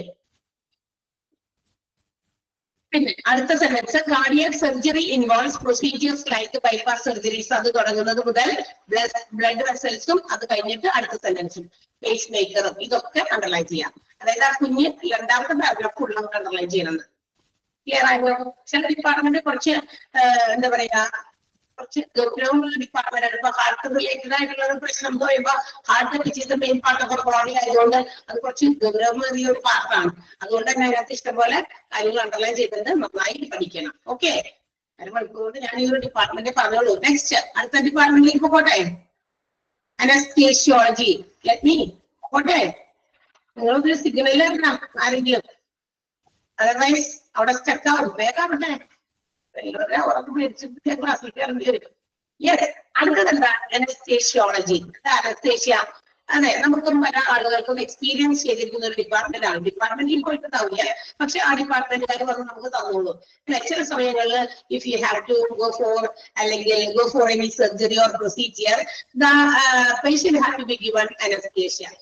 അനസ്തേഷ്യ എന്ന് പറയുന്നത് പേഷ്യൻസിന് ചില സർജറീസോ എന്തെങ്കിലും തരത്തിലുള്ള പ്രൊസീജിയേഴ്സോ ഒക്കെ വരുമ്പോൾ അവർക്ക് കൊടുക്കേണ്ടി വരുന്ന ഒരു പ്രൊസീജിയർ ആണ്. സർജറിയുടെ സമയത്താകാം, ചില സർജറി മാത്രമല്ല ഓപ്പറേഷൻ മാത്രമല്ല, ചില എന്താ പറയാ വലിയ ഡീപ്പായിട്ടുള്ള ഫുഡ് വലിയ വലിയ മുറിവൊക്കെ വരുമ്പോ അത് സ്റ്റിച്ച് ചെയ്യുന്ന സമയത്ത് അല്ലെ. കൂടാതെ ഏറ്റവും കൂടുതൽ നമ്മൾ പറ്റുന്ന മറ്റൊരു സ്ഥലമുണ്ട് ഇതിനു വേണ്ടിയിട്ട് പറയാം. അപ്പൊ ഇതിനൊക്കെ വേണ്ടിയിട്ട് പോകുന്ന അല്ലെങ്കിൽ നമ്മൾക്ക് ആ ഒരു വേദന പെയിൻഫുൾ ഫീലിംഗ് അറിയാതിരിക്കാൻ വേണ്ടിയിട്ട് തരുന്ന ഒരു മെഡിക്കേഷൻ, അതാണ് അനസ്തേഷ്യ എന്ന് പറയുന്നത്. ആൻഡ് അനസ്തേഷ്യോളജി എന്ന് പറയുന്ന ഈ ഡിപ്പാർട്ട്മെന്റ് അഡ്മിനിസ്റ്റർ 3 മേജർ ഏരിയസ്. പ്രധാനമായിട്ടും 3 ഏരിയ ആണ് ഈ അനസ്തേഷ്യോളജി എന്ന് പറയുന്ന വിഭാഗത്തിൽ പെടുന്നത്. That is general anesthesia, local anesthesia and regional anesthesia. General anesthesia, local anesthesia and regional anesthesia. So let's see. ഇത് 3 രീതിയിൽ അനസ്തേഷ്യ കൊടുക്കേണ്ടത്. നമ്മൾ വിചാരിക്കും അനസ്തേഷ്യ എന്ന് പറയുമ്പോൾ ഒരു അനസ്തേഷ്യ ഉള്ളൂ എന്ന് അല്ല. പ്രധാനമായിട്ടും 3 തരത്തിലാണ് അനസ്തേഷ്യ പ്രൊവൈഡ് ചെയ്യുന്നത്. First one general anaesthesia which is administered by the anesthesiologist. That means a medical doctor. ഈ തരം അനസ്തേഷ്യ കൊടുക്കുന്ന ഒരു മെഡിക്കൽ ഡോക്ടർ അല്ലെങ്കിൽ അനസ്തേഷ്യോളജിസ്റ്റ് ആയിട്ടുള്ള മെഡിക്കൽ ഡോക്ടർ തന്നെയാണ്. which is given through a mask or an IV cannula which is placed under the vein. നമ്മളുടെ വെയിനിൽ കൂടി ഇങ്ങനെ കുത്തിവെച്ചിട്ട് അതിന്റെ അകത്ത് അതിൽ കൂടി കൊടുക്കും. വെയിനിൽ ഈ IV cannula place ഉണ്ട്. IV cannula കണ്ടോ നിങ്ങൾ? IV cannula കണ്ടോ? ഏതെങ്കിലും ആള് ടീച്ചേഴ്സ് എല്ലാത്തിലും പറഞ്ഞോ എന്നാണ് എന്റെ ചോദ്യം. കേട്ടില്ല? ഓക്കെ, ഞാൻ പറഞ്ഞോളാം. ഓക്കെ, നമ്മളിവിടെ ഇങ്ങനെ കുത്തിവെച്ചിട്ടേ ഈ എന്താ പറയാ ഗ്ലൂക്കോസ് ഒക്കെ കഴിയൂലേ? ഗ്ലൂക്കോസ് ഒക്കെ കയറ്റാൻ വേണ്ടി ഇവിടെ തന്നെ പ്ലേസ് ചെയ്ത് വെച്ചേക്കാം. അപ്പൊ ഈ ഗ്ലൂക്കോസ് കയറ്റുന്നതിന് ഇതിന്റെ ഉള്ളിൽ കൂടി തന്നെ ചിലപ്പോൾ ചില ഇഞ്ചക്ഷൻസും നഴ്സസും ഒന്നും തരാറുണ്ട്. അങ്ങനെ പ്ലേസ് ചെയ്യുന്ന ആ ഒരു സാധനം അതാണ് കാനുല. അതിങ്ങനെ കളറിലൊക്കെ വരും. യെല്ലോ ഉണ്ട്, ബ്ലൂ ഉണ്ട്, ചില പിങ്ക് കളറൊക്കെ വരുന്നുണ്ട്, പല കളേഴ്സിൽ വരുന്നുണ്ട് കേട്ടോ. അത് കാര്യങ്ങൾക്ക് വേണ്ടിയിട്ടുള്ളതാണ്. അത് അവർക്കറിയാം, നമുക്ക് അതൊന്നും പഠിക്കണ്ട. പക്ഷെ അത് ജസ്റ്റ് ഒന്ന് പറഞ്ഞപ്പോ അത് ഇന്നതാണെന്ന് നിങ്ങൾക്ക് ഓർക്കാൻ വേണ്ടി ഞാൻ നിങ്ങളെ പറഞ്ഞു തന്നു മാത്രം. ഓക്കെ, കാനുലാസ് അടിച്ചു നോക്കുക. നമ്മൾക്ക് എല്ലാവർക്കും കിട്ടിയിട്ട് ആർക്കും ഇല്ലാത്തതൊന്നും ഉണ്ടാവില്ല. പ്രത്യേകിച്ച് പെൺകുട്ടികളായിട്ടുള്ള എല്ലാവർക്കും അല്ലെ, നമുക്ക് ഡെലിവറിക്കൊക്കെ പോകുന്നവരാണ്. അപ്പൊ നമുക്കൊക്കെ ഈ സാധനങ്ങൾ കുത്തിവെച്ചിട്ടേക്കാണ്. അപ്പൊ ഗ്ലൂക്കോസ് തരാം, അതുപോലെ തന്നെ അതിൽ കൂടി എന്തെങ്കിലുമൊക്കെ മരുന്നൊക്കെ ഇഞ്ചെക്ട് ചെയ്യാം. അപ്പൊ അങ്ങനെയൊക്കെ ചെയ്യാൻ വേണ്ടിയിട്ടാണ് ഇതിങ്ങനെ പ്ലേസ് ചെയ്ത് വെച്ചിരിക്കുന്നത്. അപ്പം ആ ഒരു പ്രൊസീജിയേഴ്സോ അല്ലെങ്കിൽ ആ ഒരു കാര്യങ്ങളൊക്കെ കഴിഞ്ഞ് കഴിയുമ്പോഴായിരിക്കും അത് റിമൂവ് ചെയ്യുക. അതുപോലെ പേസ്റ്റ് ചെയ്തോണ്ട് വെച്ചിരിക്കുകയായിരിക്കും. അപ്പൊ കാനുലാസിൽ കൂടെയോ അല്ലെങ്കിൽ മാസ്ക്, ഈവൻ മാസ്കിൽ കൂടി കൊടുക്കുന്നുണ്ട്. ചില ഇങ്ങനെ മാസ്ക് വെച്ചിട്ട് നമ്മളിപ്പോ ന്യൂക്ലിയസ് ഒക്കെ ചെയ്യില്ലേ, അപ്പൊ ചെയ്യുന്ന സമയത്ത് എന്താ പറയാ, നമുക്കിങ്ങനെ മാസ്ക് വെച്ചിട്ട് അവിടെ നിന്ന് ഒരു മരുന്ന് ഈ പറയുന്ന ശ്വാസം മുട്ടലൊക്കെ വരുമ്പോഴാണ് ഈ പറയുന്ന നെബുലൈസേഷൻ ചെയ്യുക. അപ്പൊ ഈ മരുന്ന് ഒരെണ്ണത്തിലോ ഈ ഒരു സാധനത്തിൽ കൂടി ഇവരിങ്ങനെ ഇൻജക്ട് ചെയ്യുന്നുണ്ട്. അത് നമ്മളിങ്ങനെ ശ്വസിച്ചാണ് നമ്മുടെ ആ ഒരു ബ്രീത്തിങ് ഒരു സഫോക്കേഷൻ നമുക്ക് ഇല്ലാണ്ടാക്കാൻ സാധിക്കുക. ലൈക്ക് വൈസ് അതുപോലെ തന്നെ ഇങ്ങനെ മാസ്ക് വെച്ചിട്ട് ഇതേ സാധനത്തില് മരുന്ന് കൊടുത്തിട്ട് അത് നമ്മളിങ്ങനെ ഇൻഹേൽ ചെയ്ത് എന്ത് ചെയ്യുന്നു, അത് നമ്മുടെ ശരീരത്തിലേക്ക് പ്രവേശിക്കും. സോ അന്നേരം നമുക്ക് ഈ പറയുന്ന എന്തെങ്കിലും ചെറിയ ചെറിയ സർജറീസോ അല്ലെങ്കിൽ ചെറിയ എന്തെങ്കിലും കാര്യങ്ങളൊക്കെ ചെയ്യുമ്പോൾ സ്റ്റിച്ച് ഇടാനോ ഒക്കെ ആണെങ്കിൽ ഇങ്ങനെയൊക്കെ കൊടുത്ത് കഴിയുമ്പോൾ ചോദിച്ചു നമുക്ക് ആ പെയിൻഫുൾ ഫീലിംഗ് അറിയില്ല. അതിന് വേണ്ടിയിട്ടാണ്. അപ്പൊ അങ്ങനെ കൊടുക്കുന്ന അനസ്തേഷ്യ. അപ്പൊ ജനറൽ അനസ്തേഷ്യ എങ്ങനെ പ്രൊവൈഡ് ചെയ്യുന്നത്? Through mask or IV cannula. അത് നമ്മൾ ഓർത്തിരിക്കണം. ക്ലിയർ ആയോ പറഞ്ഞത്? മനസ്സിലായോ? ഈ അനസ്തേഷ്യ കൊടുക്കുന്ന രീതിയിലാണ് മാസ്കിലൂടെയോ അല്ലെങ്കിൽ IV കാനുലയോ നമ്മുടെ വെയിനിൽ പ്ലേസ് ചെയ്തിട്ടാണ് ഈ ഒരു ജനറൽ അനസ്തേഷ്യ പ്രൊവൈഡ് ചെയ്യുന്നത്.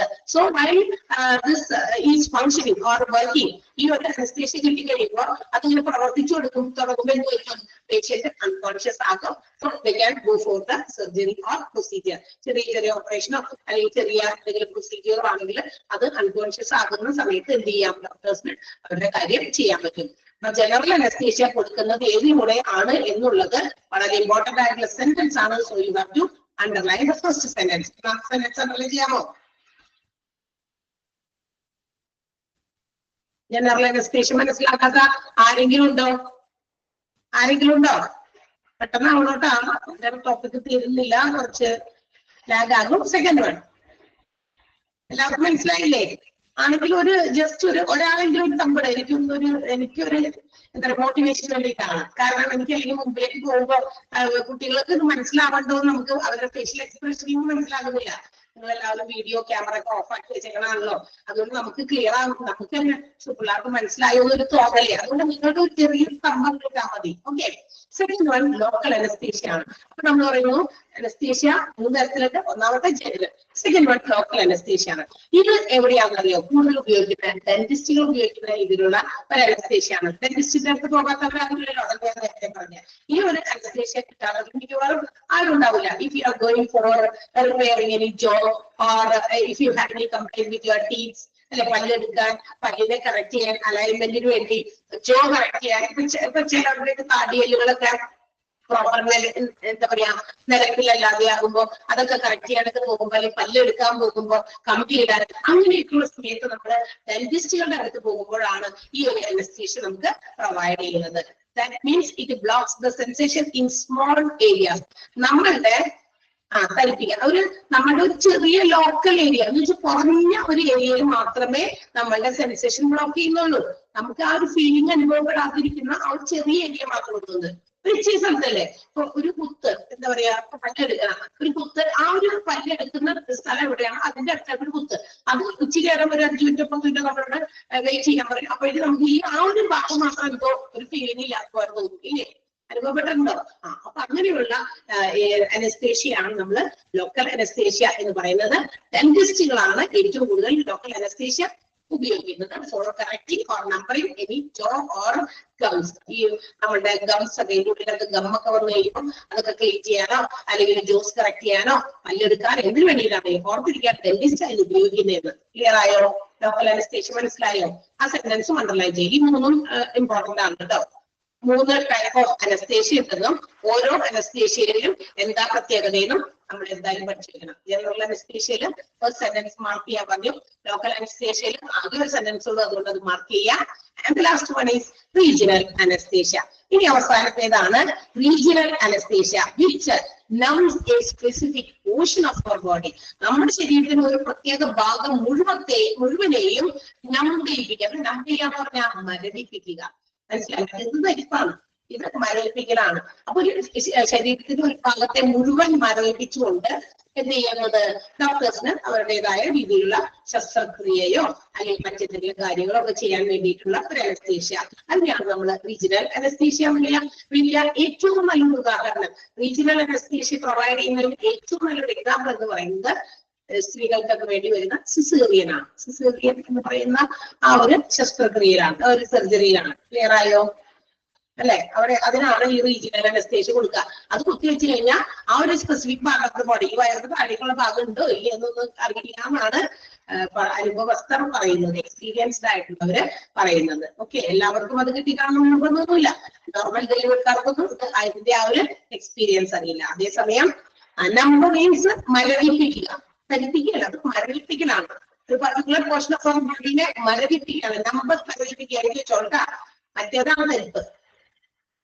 ഓക്കെ, അപ്പൊ ഇതാണ് സിസേറിയൻ ആണ് ഒരു best example. Regional anaesthesia provide ചെയ്യുന്നതിനുള്ള ബെസ്റ്റ് എക്സാമ്പിൾ സിസേറിയൻ ആണ്. ഓക്കെ, അപ്പൊ ഈ ഒരു സർജറി സർജറി പ്രൊവൈഡ് അല്ലെങ്കിൽ ഈ സർജറി നടക്കുന്ന സമയത്ത് anaesthesiologist will have to monitor the patients blood pressure.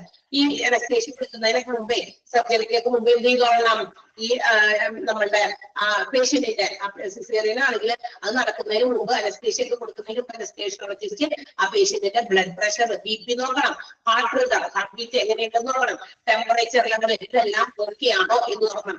Level of consciousness, ആളുടെ ബോധാവസ്ഥ എന്ന് വെച്ചിട്ടുണ്ടെങ്കിൽ ഈ കുത്തിവെപ്പ് കൊടുത്തു കഴിഞ്ഞിട്ട് ഓടിപ്പോയെന്ന് ഓപ്പറേഷൻ ചെയ്യാറില്ല. അപ്പൊ ഈ ഇഞ്ചക്ഷൻ ഒക്കെ കൊടുത്തു കഴിഞ്ഞിട്ട് ആള് അൺകോൺഷ്യസ് ആയോ എന്ന് ചെക്ക് ചെയ്യണം. അത് കോൺഷ്യസ് ആണോ എന്ന് നോക്കണം. എന്ന് വെച്ചാൽ ബോധാവസ്ഥയിൽ തന്നെയാണ് രോഗിയെങ്കിൽ we cannot do the surgery. ആ സർജറി അതായത് ചെയ്യാൻ പാടില്ല. അൺകോൺഷ്യസ് ആകുന്നത് വെയിറ്റ് ചെയ്യണം. മനസ്സിലായോ?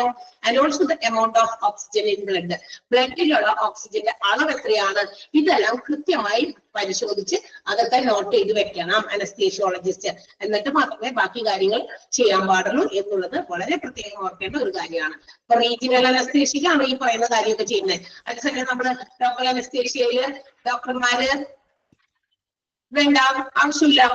ജനറൽ അനസ്തേഷ്യയിലും ലോക്കൽ അനസ്തേഷ്യയിലും ആവശ്യമില്ലല്ലോ.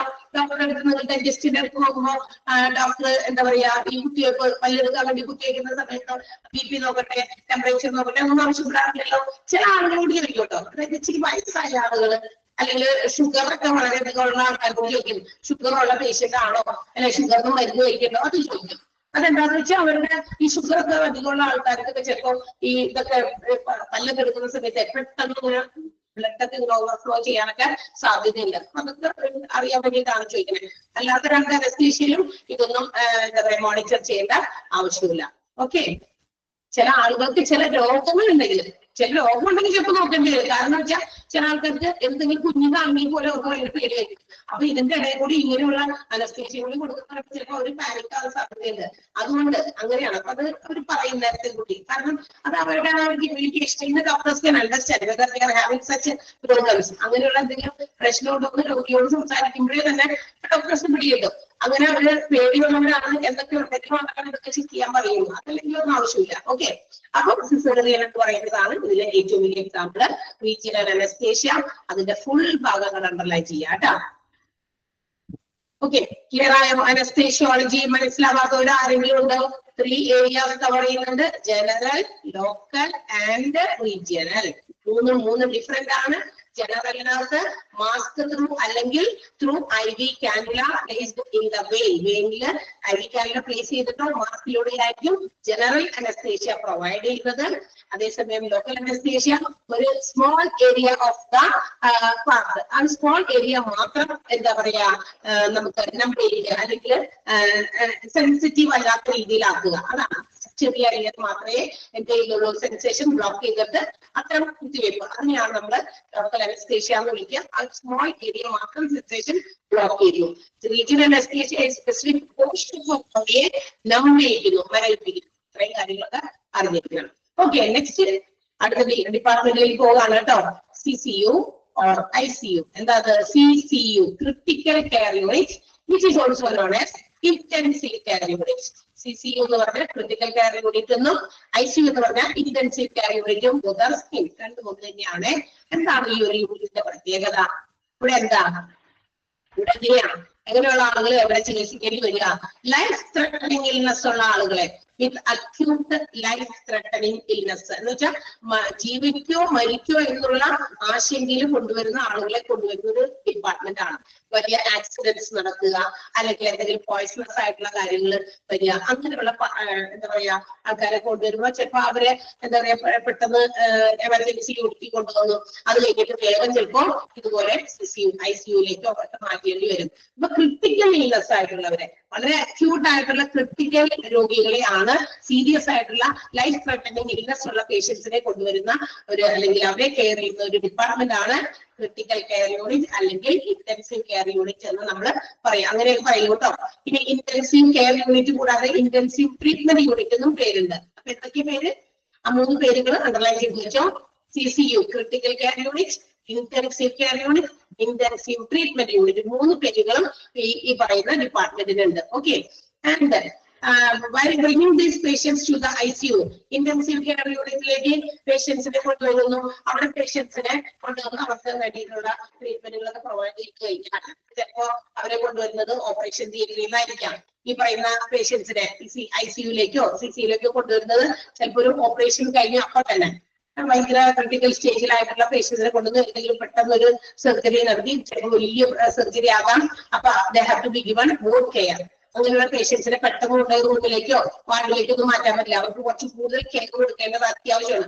അപ്പൊ കൂടുതൽ ഇന്റൻസീവ് ആയിട്ടുള്ള കെയർ വേണം എന്ന് തോന്നുന്ന പേഷ്യൻസിനെ കൊണ്ടുപോകുന്ന സ്ഥലം, that is called CCU critical care unit. എന്ന് വെച്ചാൽ അവിടെ പ്രത്യേകത അതെന്തുകൊണ്ട് അങ്ങനെ കൊണ്ടുപോകണേ? കാരണം അവിടെ always there will be nurses or something നമ്മൾ പറയുന്നുണ്ട്, സ്പെഷ്യലിസ്റ്റ് ഡോക്ടേഴ്സ്, ഡയറ്റീഷ്യൻസ്, അതുപോലെ തന്നെ അനസ്തെറ്റിക്സ്, ഫിസിയോതെറാപ്പിസ്റ്റുകളൊക്കെ ഇങ്ങനെ കറക്റ്റ് ആയിട്ട് ഇത്രയും ആളുകളൊക്കെ അവിടെ എപ്പോഴും ഉണ്ടായിരുന്നു ഈ ICUനകത്ത്. അപ്പൊ അവർക്ക് എന്തെങ്കിലും ഈ കിടക്കുന്ന പേഷ്യൻസിന് പെട്ടെന്ന് അവർക്ക് എന്തെങ്കിലും ട്രീറ്റ്മെന്റുകൾ വേണം, ഡയഗ്നോസിസ് ചെയ്യണം, അവർക്ക് പെട്ടെന്ന് ചെറുപ്പം ചെയ്യാൻ പറ്റും. അതേസമയം സ്കൂളിലേക്കോ വാർഡിലേക്കോ ഒക്കെ മാറ്റി അവിടേക്കൊക്കെ ചുറ്റിക്കറങ്ങൊക്കെ നടന്ന് പോയി എത്തേണ്ടി വരും.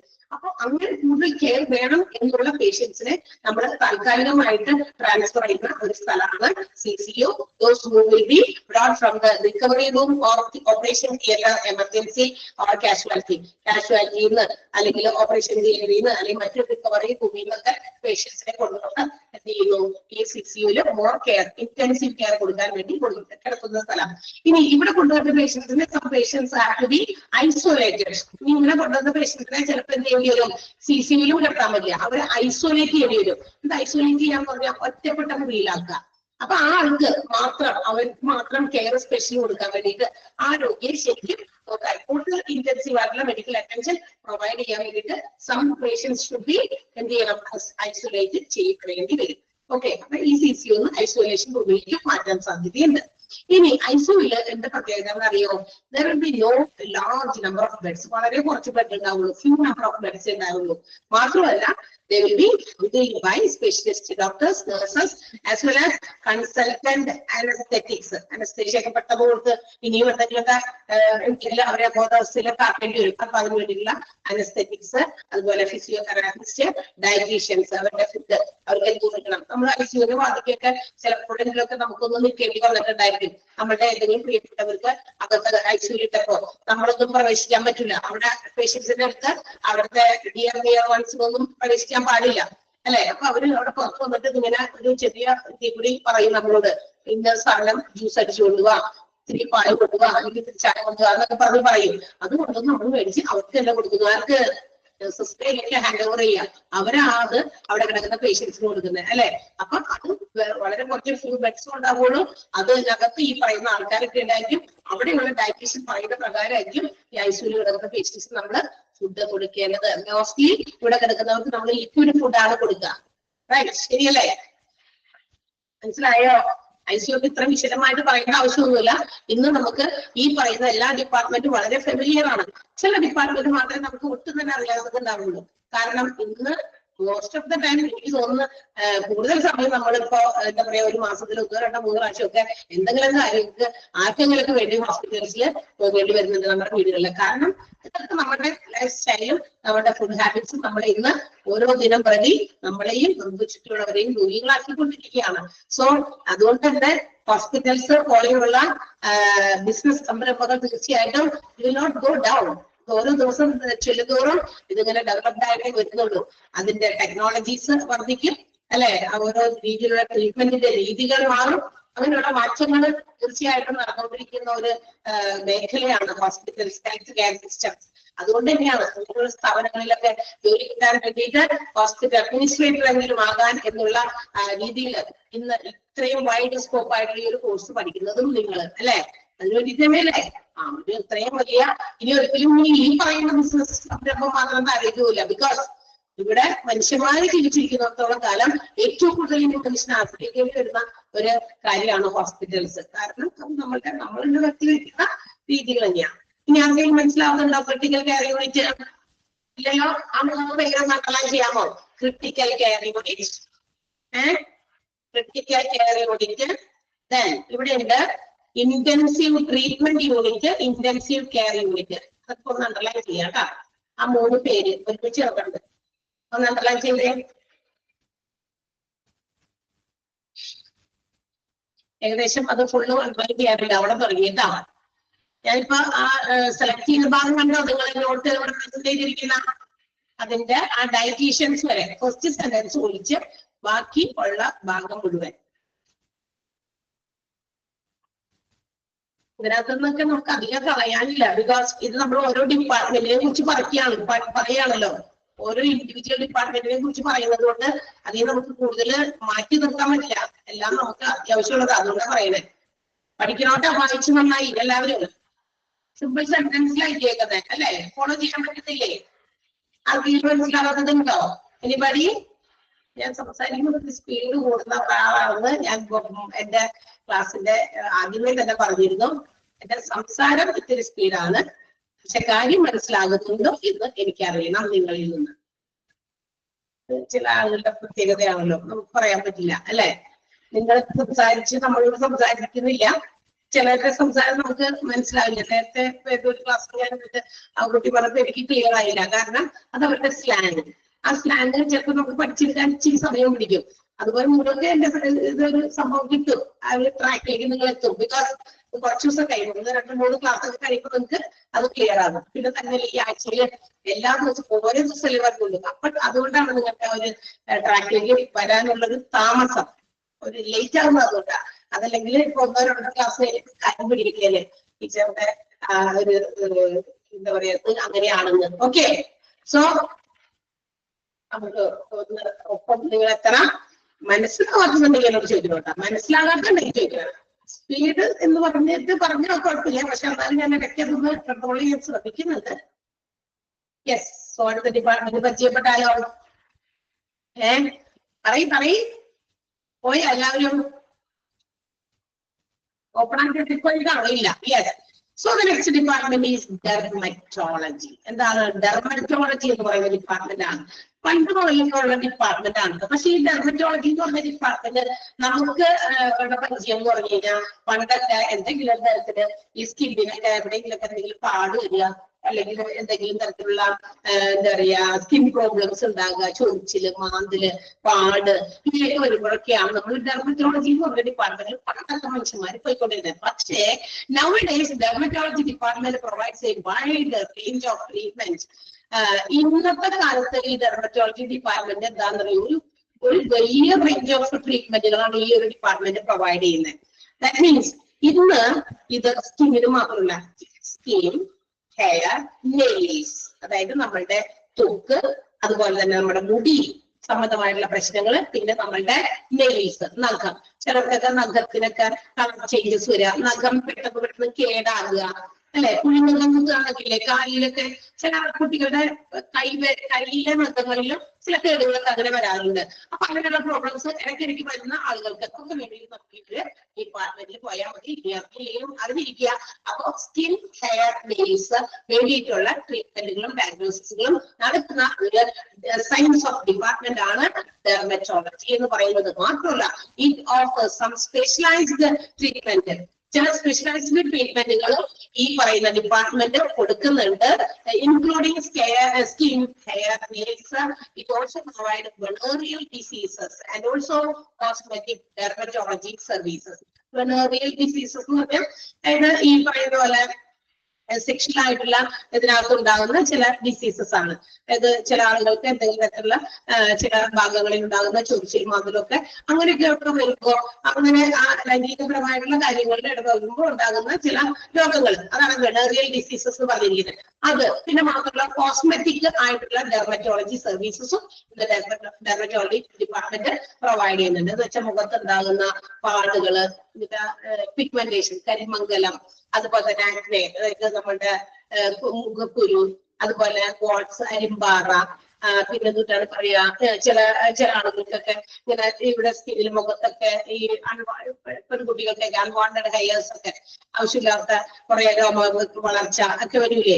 അതുപോലെ തന്നെ wrinkling skin, black heads, white heads ഒക്കെ, റിംഗ്ലിംഗ് സ്കിൻ, ഈ മുഖത്തിന്റെ എന്താ പറയാ തൊലിയൊക്കെ ഇങ്ങനെ ചുളിയ, അങ്ങനെയുള്ളത്. പിന്നെ ഏജിങ് സ്കിൻ, അതായത് പിന്നെ പ്രായം ആയാലും പ്രായത്തെ കാണിക്കാത്ത രീതിയിലുള്ള സ്കിന്നിന് വേണ്ടിയിട്ട് ഡെർമറ്റോളജി ഡിപ്പാർട്ട്മെന്റ് പ്രൊവൈഡ് ചെയ്യുന്നുണ്ട്. സോ അതുകൊണ്ടാണ് പറഞ്ഞത്, പണ്ടത്തെ സ്കിൻ പ്രോബ്ലംസ് വന്നാൽ മാത്രം നമ്മൾ ഡെർമറ്റോളജി ഡിപ്പാർട്ട്മെന്റിൽ ഈ കൊച്ചിന്റെ മേത്തൊരു ചൊറിച്ചില് അല്ലെങ്കിൽ ഇങ്ങനെ ഒരു വട്ടത്തിൽ ഒരു സാധനം വന്നേക്കുന്നു, വേഗം നമ്മള് അതൊക്കെ സ്പ്രെഡ് ആവാണെങ്കിൽ ഡെർമറ്റോളജി ഡിപ്പാർട്ട്മെന്റിൽ. പക്ഷെ ഇന്ന് കുറച്ചുകൂടി അഡ്വാൻസ്ഡ് ആയിട്ടുള്ള ട്രീറ്റ്മെന്റുകളാണ് ഡെർമറ്റോളജി ഡിപ്പാർട്ട്മെന്റ് പ്രൊവൈഡ് ചെയ്യുന്നത്, which includes problems of acne, scar, പാടുകൾ, ചില അടയാളങ്ങളൊക്കെ വെറുതെ ഇങ്ങനെ എന്തെങ്കിലും വന്നിട്ട് അടയാളം ഇങ്ങനെ പോകാതിരിക്കും. മോൾസ് എന്ന് പറഞ്ഞു കഴിഞ്ഞാൽ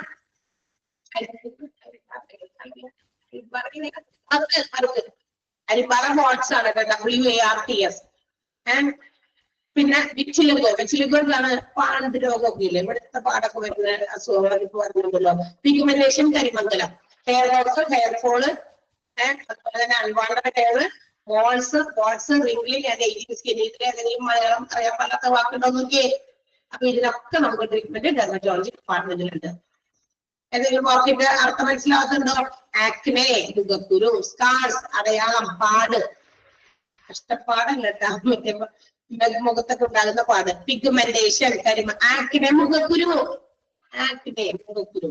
വെച്ചിലോ പാമ്പ് രോഗം. മറ്റേ പാടും സ്കാർന്ന് പറഞ്ഞ അടയാളം, ഇപ്പൊ നമ്മൾ എവിടെയെങ്കിലും വീണ് എന്നിട്ട് ഒരു അടയാളം വന്നു, ഇപ്പൊ മുറിഞ്ഞിട്ട് അതിന്റെ പാട് മാറുന്നില്ല, അല്ലെങ്കിൽ എന്താ പറയാ, നമ്മളിപ്പോ പൊള്ളലിന്റെ പാട് മാറുന്നില്ല, അല്ലെങ്കിൽ എന്തെങ്കിലും ചിക്കൻ ബോക്സ് ഒക്കെ വന്നു, അപ്പൊ അതിന്റെ അടയാളം അവിടെ അങ്ങനെ അവശേഷിപ്പിച്ചിട്ട് ചിക്കൻ ബോക്സ് മാറിയിട്ടുണ്ടാവും, പക്ഷെ അടയാളം അവിടെ കിടക്കുന്നുണ്ടാവും. ചിലപ്പോൾ മുഖത്തൊക്കെ വരുമ്പോൾ ചിലർക്ക് അത് ഇഷ്ടാവില്ല. അപ്പൊ അതൊക്കെ മാറ്റാനുള്ള കാര്യങ്ങളൊക്കെ ഇവിടെ ഉണ്ട്. അപ്പൊ അങ്ങനെയുള്ള സ്കാറ്. പിഗ്മെന്റേഷൻ എന്താ? കരിമംഗലം, വിറ്റിലഗോ, പാണ്ഡുരോഗം, അത് വേറെ പാണ്ഡുരോഗമാണ് കേട്ടോ. ഹെയർ ലോസ് ഹെയർഫോളൊക്കെ അറിയാം, അൺവാണ്ടഡ് ഹെയർ അറിയാം, ആവശ്യമില്ലാത്ത സ്ഥലങ്ങളിലുള്ള രോഗവളർച്ച. വാട്സ്, മറുക്, വാട്സ്, അരിമ്പാറ. വാട്സ് വേറെയാണ്. റിംഗ്ലിംഗ് എന്ന് പറഞ്ഞാൽ ചുളിവ്. ചില ആൾക്കാർക്ക് പ്രായം ഉണ്ടാവില്ല, പക്ഷെ എങ്കിലും ഈ സ്കിന്നൊക്കെ ഇങ്ങനെ ചുളിഞ്ഞിരിക്കുന്ന ഒരവസ്ഥയിലൊക്കെ പോകും. അപ്പൊ അങ്ങനെയുള്ളവർക്ക് വേണ്ടിയിട്ടുള്ള ട്രീറ്റ്മെന്റ് ഉണ്ട്. ഏജിങ് സ്കിൻ, പ്രായാധിക്യം കൊണ്ടുണ്ടാകുന്ന സ്കിന്നിൽ ഉണ്ടാകുന്ന മാറ്റം, അതൊക്കെ ക്ലിയർ ചെയ്യാനായിട്ട് ഈ ഒരു ഡിപ്പാർട്ട്മെന്റ് ഹെൽപ്പ് ചെയ്യും. ക്ലിയർ? ഇപ്പൊ എല്ലാം മനസ്സിലായ? ഫസ്റ്റ് സെന്റൻസ് അണ്ടർലൈൻ ചെയ്യാം. Dermatology is the science that deals with ആ നെയിൽസ് വരെയുള്ള സെന്റൻസ് അണ്ടർലൈൻ ചെയ്യാം. എല്ലാ അണ്ടർലൈൻ ചെയ്യാനുള്ള സെന്റൻസ് ഫുള്ള് എല്ലാം പാരഗ്രാഫ് ഫുള്ളും ആവശ്യമുള്ളതാണ്. ഇതിലൊക്കെ ഓരോ കാര്യങ്ങൾ പ്രത്യേകിച്ച് പറയുന്നുണ്ട്. പാരഗ്രാഫ് ഫുള്ളും ഒന്നും ബ്രാക്കറ്റ് ഇട്ട് വെച്ചാൽ മതി, അണ്ടർലൈൻ ചെയ്യണമെന്നില്ല. വാട്സ് വേറെ, റിംഗിങ് വേറെ. വാട്സ് എന്ന് ഞാൻ പറഞ്ഞേ അരിമ്പാറ, റിംഗിങ് എന്ന് പറഞ്ഞാൽ ചുളിവ്. ക്ലിയർ? മനസ്സിലായോ?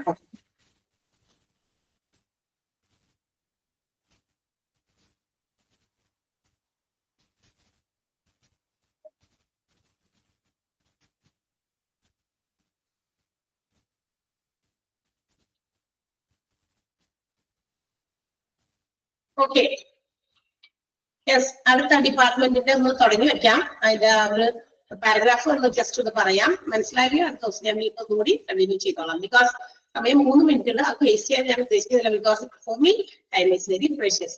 Year, nose and throat. അപ്പൊ അടുത്ത ഡിപ്പാർട്ട്മെന്റ് ആണ് ENT എന്ന് നമ്മൾ കോമൺ പേരിൽ വിളിക്കുന്ന ഇയർ, നോസ്, ത്രോട്ട്. ചെവി, അതുപോലെ നോസ്, അതുപോലെ ത്രോട്ട് സംബന്ധമായിട്ടുള്ള രോഗങ്ങൾക്ക്. ആ പേര് പോലെ തന്നെ ENT ഓരോ അക്ഷരങ്ങളെയാണ് സൂചിപ്പിക്കുക. Concerned with ear, nose, throat ആണ്. അപ്പൊ ഈ ഇതിനകത്ത് എന്താ പറയാ, അതിൽ സ്പെഷ്യലൈസ്ഡ് ആയിട്ടുള്ള, അതായത് ഇയർ, നോസ്, ത്രോട്ട് ഒക്കെ അതിന്റെ വേണ്ടിയിട്ടുള്ള ട്രീറ്റ്മെന്റിന് കൊടുക്കാൻ, അതിന്റെ സർജിക്കൽ ട്രീറ്റ്മെന്റ് ഉൾപ്പെടെ ഓപ്പറേഷൻസ്, മറ്റു കാര്യങ്ങളൊക്കെ നടത്താൻ വേണ്ടിയിട്ട് ഇയറും നോസും ത്രോട്ടുമായിട്ട് ബന്ധപ്പെട്ടുള്ള രോഗങ്ങള്, അതിന്റെ സർജറീസ് ഒക്കെ. അതുപോലെ തന്നെ ഹെഡ് ആൻഡ് നെക്ക്, ഇവർ കഴുത്ത് ഇങ്ങനെ പെഡിലേക്ക്, ചില ആൺകുട്ടികളെ ജന്മന ഇങ്ങനെ പെഡിലേക്ക് ഒരു ചെരിവൊക്കെ ഉണ്ടാകുക. അപ്പൊ ഇതുപോലെ ഹെഡും നെക്കും തമ്മിലുള്ള ആ സ്ട്രക്ചർ, അത് നമ്മളൊക്കെ നമ്മുടെ തലയെ ഇങ്ങനെ ഉറപ്പിച്ചു നിർത്തുന്ന ഒരു സാധനമാണ് നെക്ക്. അപ്പൊ അതിനൊക്കെ ഉണ്ടാകുന്ന ചില എന്താ പറയാ സ്ട്രക്ചറിൽ ഉണ്ടാകുന്ന ചില മാറ്റങ്ങൾ, ഇതൊക്കെ കറക്റ്റ് ചെയ്യാനൊക്കെ ഈ ഒരു ഡിപ്പാർട്ട്മെന്റിൽ തന്നെ ഹെൽപ്പ് ചെയ്യുന്നുണ്ട്. അതിന് അങ്ങനെ അതിൽ മാത്രം കോൺസെൻട്രേറ്റ് ചെയ്തിരിക്കുന്ന ആ ഒരു എന്താ പറയാ ഡിപ്പാർട്ട്മെന്റ് ആണ് ENT. അത് കൈകാര്യം ചെയ്യുന്ന ആ ഒരു ഡിപ്പാർട്ട്മെന്റ് കൈകാര്യം ചെയ്യുന്നവരെ ENT ഡോക്ടേഴ്സ് എന്നാണ് നമ്മൾ വിളിക്കുക. കൂടാതെ ഇതൊക്കെ സർജറി ഒക്കെ ചെയ്യുന്നവരെ ENT സർജൻ എന്ന് വിളിക്കും, അല്ലെങ്കിൽ ENT സ്പെഷ്യലിസ്റ്റ് എന്ന് വിളിക്കും, അല്ലെങ്കിൽ ഓട്ടോലറിംഗോളജിസ്റ്റ് എന്ന് വിളിക്കും. അതായത് ഈ സർജറി നടത്തുന്ന ആ സ്പെഷ്യലിസ്റ്റ്, ENT സർജറീസ് ഇവരാണ് നടത്താറ്. ഓട്ടോലറിംഗോളജിസ്റ്റ് അല്ലെങ്കിൽ ENT surgeon or specialist. ENT surgeon അല്ലെങ്കിൽ ENT സ്പെഷ്യലിസ്റ്റ് സർജറി മാത്രമാണ് നടത്തുക. അവർക്കുള്ള മറ്റൊരു പേരാണ് ഓട്ടോലറിംഗോളജിസ്റ്റ്. ഒന്ന് അണ്ടർലൈൻ ചെയ്തേക്കുക ആ വേർഡ്, അങ്ങനെ തന്നെ പഠിച്ചു വെക്കണം. ഇനി ദ പാർട്സ്, ഈ നമ്മൾ പറഞ്ഞു മൂക്ക്, ചെവി, അതുപോലെ തൊണ്ട. ഈ മൂക്കുമായിട്ട് കണക്ട് ചെയ്തിരിക്കുന്ന പാസേജുകളൊക്കെ ഇല്ലേ, അതൊക്കെ ഇതിനകത്ത് പെടും കേട്ടോ. അതാണ് പറഞ്ഞിരിക്കുന്നത്. നെയ്സൽ പാസേജസ്, സൈനസസ്, ലാറിംഗ്സ് എന്ന് വെച്ചിട്ടുണ്ടെങ്കിൽ നമ്മുടെ വോയിസ് ബോക്സ്. നമ്മളിങ്ങനെ ചുണ്ടനക്കിയ സൗണ്ട് വരില്ല അല്ലേ? ചുണ്ടനക്കിയ സൗണ്ട് വരുമോ? ഇല്ല. എന്റെ സൗണ്ട് ഇത്രയും പുറത്തേക്ക് വരണമെങ്കിൽ ഒരു ബോക്സ് ഇവിടെ ഉണ്ട്. നമ്മുടെ വീടുകളിൽ പല ഡിവൈസസ്, ഇലക്ട്രോണിക് ഉപകരണങ്ങൾ, TV, അതുപോലെ തന്നെ മറ്റു സാധനങ്ങളൊക്കെ നമ്മൾ ഇതാക്കുന്നുണ്ട്. അത് ഓൺ ചെയ്യുമ്പോൾ തന്നെ അതിനകത്ത് സൗണ്ട് എന്ന് പറയുന്ന ഒരു ബോക്സ് ഉണ്ട്. അതുകൊണ്ടാണ് അതിൽ നിന്ന് സൗണ്ട് കേൾക്കുന്നത്. അല്ലെങ്കിൽ പിക്ചർ മാത്രമേ വരുള്ളൂ. അപ്പൊ സൗണ്ടും പിക്ചറും കൂടി കണക്റ്റഡ് ആകുമ്പോൾ, കണക്റ്റഡ് ആക്കുന്ന രീതിയിലാണ് ഈ സിസ്റ്റംസ്, ഇതുപോലുള്ള കാര്യങ്ങൾ, മെഷീൻസ് ഒക്കെ ഉണ്ടാക്കി വെച്ചിരിക്കുന്നത്. അതുപോലെ തന്നെ പ്രശ്നമാണ് നമ്മളും. നമ്മുടെ ചുണ്ടനങ്ങിയാൽ സൗണ്ട് വരണമെന്നില്ല. ഈ സൗണ്ട് വരുന്നതിന് വേണ്ടി ഒരു ബോക്സ് ഉണ്ട്. അതാണ് സൈനസസ്, ലാറിങ്സ് എന്ന് പറയുന്ന വോയിസ് ബോക്സ്. പിന്നെ നമ്മുടെ ഓറൽ ക്യാവിറ്റി, വായിക്കകത്ത് ഉണ്ടാകുന്ന ചില പ്രശ്നങ്ങൾ, മൗത്ത്, ത്രോട്ട്, അതുപോലെ തന്നെ നമ്മുടെ structure of our neck and face, ഇതിലും ഒക്കെ ഈ പറയുന്ന ട്രീറ്റ്മെന്റ് ENT സ്പെഷ്യലിസ്റ്റുകൾ കൊടുക്കുന്നുണ്ട്. Varieties of treatment is provided under ENT. ENT provide ചെയ്യുന്ന പല ട്രീറ്റ്മെന്റുകൾക്കും പേര് അവിടെ കൊടുത്തിട്ടുണ്ട്. പേര് ഞാൻ അടുത്ത ദിവസം പറയാം, കാരണം അത് ഇനി കുറച്ച് പറയാനുണ്ട് ഓരോന്നിന്റെയും കേട്ടോ. നിങ്ങൾക്ക് പെട്ടെന്ന് പറഞ്ഞാൽ ഒറ്റയടിക്ക് ഞാൻ അത് വായിച്ചിട്ട് ഇരുന്നത് കാര്യമില്ല. അത് ഓരോന്നും എന്താണെന്ന് പറയാനുള്ളത് കൊണ്ട് അടുത്ത ക്ലാസ്സിൽ നമുക്ക് എടുക്കാം. ഓക്കെ, ENT പരിപാടി കിട്ടിയോ നിങ്ങൾക്ക്? കിട്ടിയോ? മനസ്സിലായോ? ഈ ഒരു പാരഗ്രാഫ് മനസ്സിലായോന്ന് ഞാൻ സെലക്ട് ചെയ്തിരിക്കുന്ന ഭാഗത്ത് അണ്ടർലൈൻ ചെയ്യാമോ? A doctor who is trained in the medical and surgical treatment of ears, nose, throat and related structures of head and neck is generally referred to as ENT surgeon or ENT specialist or otolaryngologist. ആ sentence അങ്ങനെ തന്നെ underline ചെയ്യാം.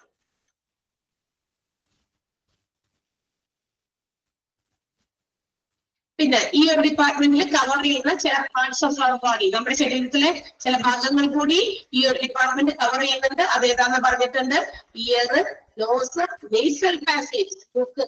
നമ്മളിങ്ങനെ ശ്വാസം എടുത്തിട്ട് അത് ഹൃദയത്തിന്റെ അവിടെ വരെ എത്തണമെന്നുണ്ടെങ്കിൽ എന്ത് വേണം? ശ്വാസകോശത്തിലേക്ക് എത്തണമെന്നുണ്ടെങ്കിൽ എന്ത് വേണം? അത് പോകാനൊരു വഴി വേണം. അതാണ് നെസൽ പാസേജ് എന്ന് പറയുന്നത് കേട്ടോ. പിന്നെ sinuses, larynx, voice box, cavity, mouth, throat. ആ സെന്റൻസ് അണ്ടർലൈൻ ചെയ്യാം ഫേസ് വരെ. ഓക്കെ, നമ്മൾ ഇന്ന് എത്ര ഡിപ്പാർട്ട്മെന്റ് പഠിച്ചു? കാർഡിയോളജി, കാഷ്വാലിറ്റി ഡിപ്പാർട്ട്മെന്റ് കഴിഞ്ഞ ദിവസം നമ്മൾ പറഞ്ഞതായിരുന്നു. അതുകൊണ്ട് ഞാൻ അതൊന്നും പറഞ്ഞില്ല. ഓൾറെഡി ഞാൻ അത് കഴിഞ്ഞ ക്ലാസ്സിൽ എടുത്തതാണ്. പറഞ്ഞത് തന്നെ വീട്ടിൽ പറഞ്ഞിട്ട് നമ്മളുടെ ടൈമിലാകാവും. അത് എനിക്ക് ഇത്രയും സമയമുള്ളത് ആകെ ഉള്ളൂല്ലോ. Cardiology department, anaesthesiology, critical care unit, dermatology, ENT-യുടെ കുറച്ച് ഭാഗം. അതിന്റെ ആ പോയിന്റിലേക്ക് നമ്മൾ എത്തിയില്ല. ഓക്കെ, അത്ര നേരം നന്നായിട്ട് വായിച്ച് പഠിക്കണം എന്നുള്ളത് ഞാൻ പറയുന്നു. വായിച്ച് മാത്രം നോക്കിയാൽ പോലെ, കാരണം അതിലെ ഓരോ സെന്റൻസ് നമുക്ക് ഇമ്പോർട്ടന്റ് ആണ്. അപ്പൊ അതിനകത്ത് കുറെ കാര്യങ്ങൾ അടങ്ങിയിട്ടുണ്ട്. അതറിയാതെ നമ്മൾ അങ്ങനെ മുന്നോട്ട് വെറുതെ നമ്മളോട് വായിച്ചു കഴിഞ്ഞാൽ ഇനി വായിക്കാൻ എല്ലാവർക്കും അറിയാലോ. അതുകൊണ്ട് ഞാൻ വായിക്കുന്നില്ല. എന്റെ സ്റ്റൈൽ ഓഫ് ടീച്ചിങ് ഇതാണ്. വായിച്ച് പറയുന്നതല്ല, ഉള്ള കാര്യം പറയുന്നു. അത് അവിടെ ഉണ്ടോ എന്ന് നിങ്ങൾ നോക്കുക. ഞാൻ പറഞ്ഞതൊക്കെ അവിടെ ഉണ്ടോ എന്ന് നോക്കുക. കുറച്ചുകൂടി എക്സാം നമ്മൾ പറഞ്ഞിട്ടുണ്ടാവും. അതെന്താണെന്ന് മനസ്സിലാക്കി തരാൻ പറഞ്ഞതൊക്കെ മനസ്സിലുണ്ടാകണം. ഓക്കെ, അടുത്ത ദിവസം ഞാൻ ചോദിക്കും എന്തൊക്കെയാ പറഞ്ഞതെന്ന്. Okay, so see you. Thank U.